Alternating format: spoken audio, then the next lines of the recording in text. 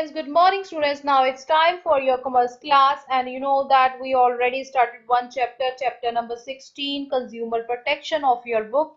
And yesterday I already discussed with you why consumer protection required, needs for consumer protection, and the rights of consumer. Now my today's topic all about the importance of consumer protection and methods of consumer protection. For this, first of all, see important terms. Number one, exploitative. Like example, taking advantage of someone's needs for a job or and paying them only a pennies to perform a work so you can get rich is an example of exploitation. When the owner is not providing the salary wages to the laborers and employees according to the work, then it is to be considered as exploitation. Making use of a situation or treating others unfairly in order to gain an advantage or benefit. Next one is malpractice. So example, failure to diagnose or misdiagnosis, misreading or ignoring the laboratory results. So here misreading means when the report provided not up to the mark, wrong report provided is considered as malpractice, or even in case of pulses also, when the seller mixes the stones in the pulses, it is considered as malpractice. And injurious, negligent, or improper practice is the meaning of malpractice. Now the next term is substandard. Substandard simply means, students, when one criteria set by the company, standard set by the company for the production of a product, and finally when product produced, that product quality is not up to that mark which is required, then it is considered as substandard.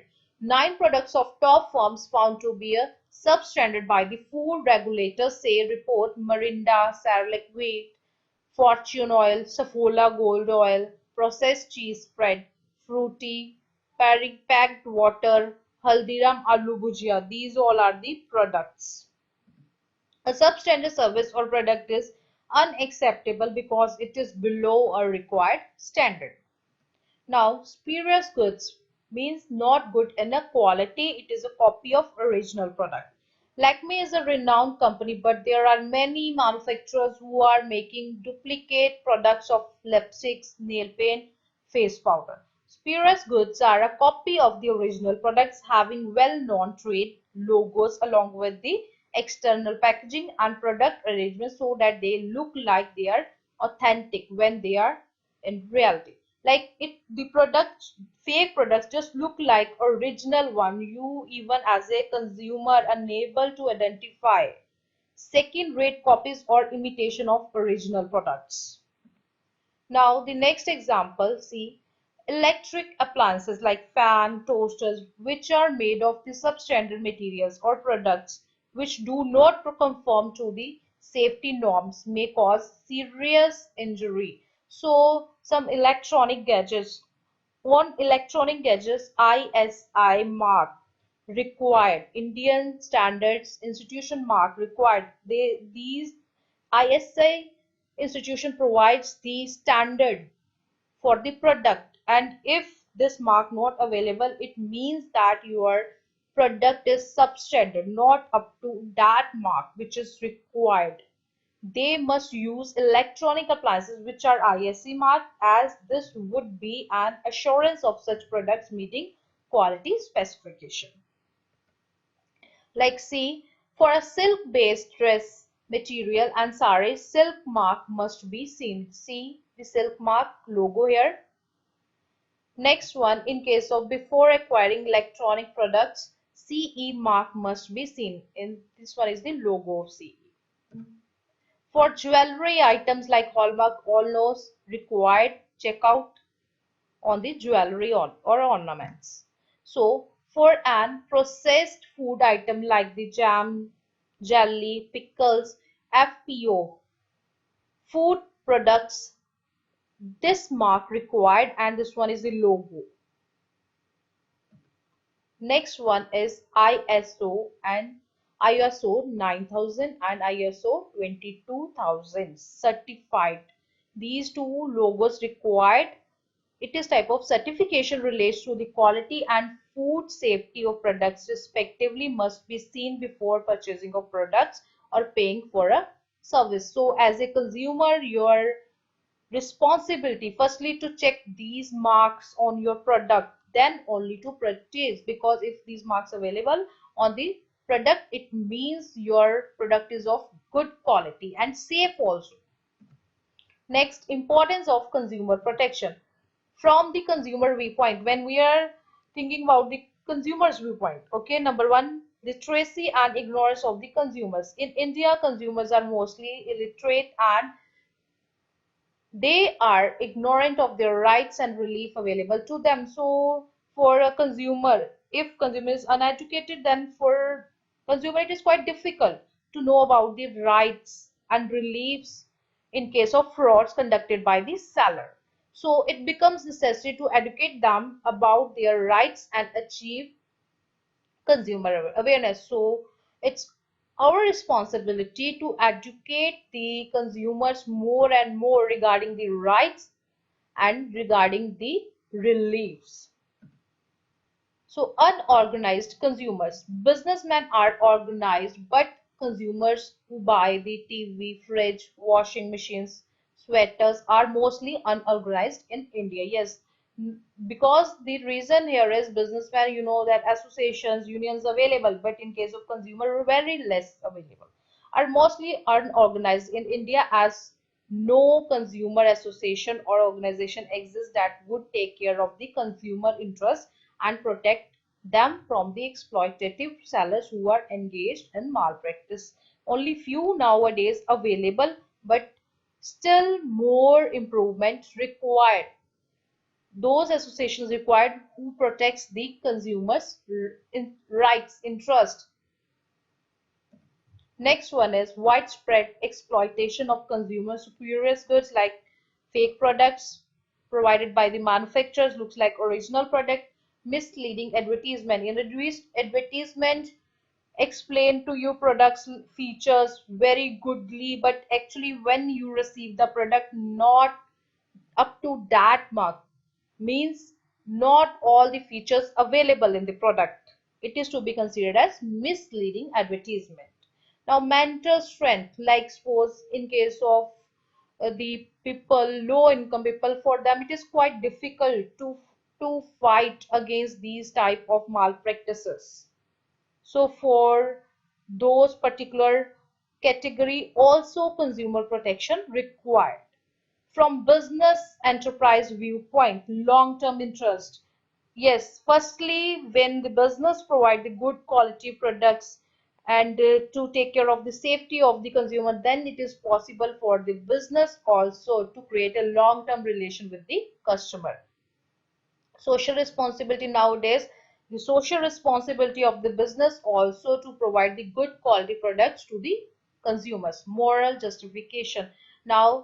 Nowadays for a businessman it is type of duty also business to take care of the consumers interest and avoid any form of their exploitation. So nowadays it's the duty of the businessman to protect the interest of the consumer, and business enterprise must avoid unfair or restrictive trade practices like adulteration, false and misleading advertisement, hoarding, black marketing, etc. Now the next one is government intervention. So like suppose nowadays government check the companies, factories also, check the product also, so that the companies only produce good quality products which not to harm the consumers. Now the methods of consumer protection. Number one, self-help. Number two, legislative measures. Number three, consumer associations. So first of all, self-help. While investing money in shares, a prospective consumer should check the portfolio of the company. This is known as self-help. Firstly, if you want to invest in the shares, you check the portfolio of the company and see the position of the company, financial position of the company, earnings of the company, then only take the decision to purchase the shares or not to purchase the shares. Self-help involves the becoming aware about the consumer rights and liability and take adequate precaution in buying goods and using services. So as a consumer, it's our right, it's our duty also to be aware about the rights and liabilities. And firstly, if you want to invest, want to purchase something, check the instructions, check the guidelines properly, then only to purchase.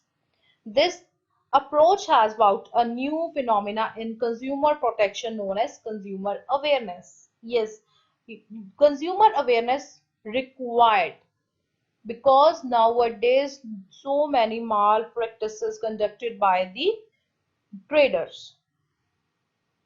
Thus, the consumer awareness involves the making a consumer aware about his rights, liabilities while buying goods, which can be a gold, ornaments, wool, fridge, TV, etc. The consumer looks to the government to protect their interests through the legislative measures. Yes, nowadays government also provides some rules act to protect the interest of the consumers. Like see, legislative measures of the consumer protection provides the legal protection to the consumer. Here the legal protection is provided by the government to the consumers. These measures are in the form of the various acts. So the act passed here, number one, the Indian Contract Act 1872. There is a contract between a party, like you know that one is purchaser, one is, and the second one is seller.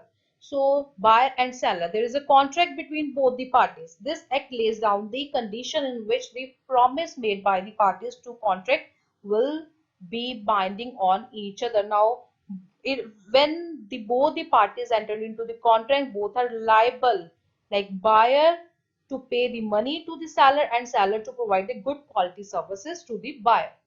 Now the next act is the Sales of Goods Act 1930. This act provides the safeguards to the buyer of goods in case the goods do not comply with the warranties. So here the contract to safeguard the consumers in case the seller not providing the goods according to the standard. Next act is the Essential Commodities Act 1955. So the essential commodities like vegetables, like wheat, sugar, salt. This act aims at controlling production, supply, and distribution of essential commodities for appropriate price. Not this act only to protect the consumer the against the seller's hoarding, so that the seller provide you the right supply and also to provide you goods, essential commodities at genuine prices. Now the next act is the Agriculture Produce. Now the Act 1937, Grading and Marketing. This act aims at assuring the quality of agriculture goods. So here grades are provided according to the quality of the product. The recognized mark for it is AGMARK, agriculture mark. Firstly check out the AGMARK, then only to purchase the product. Next act is the Prevention of Food Adulteration Act 1957. Number of, like you know that I already given you one example. Sometimes the seller mix these stones even in the pulses, rices also. Likewise in case of milk also water mixed. So this act aims at preventing the adulteration of food items, like some as a flavor use the colors harmful to the consumer health. So foods items to ensure that purity so as to maintain a public health. Next standard is Act is the Standard of Weights and Measures Act 1976. This act checks the weights of the product. This act aims at ensuring the correct weight, measure or number of goods sold. Thus it prevents underweight, undermeasure or under number. Like suppose on the package already written that is 100 kg. Okay, but inside you know when you checked only 99.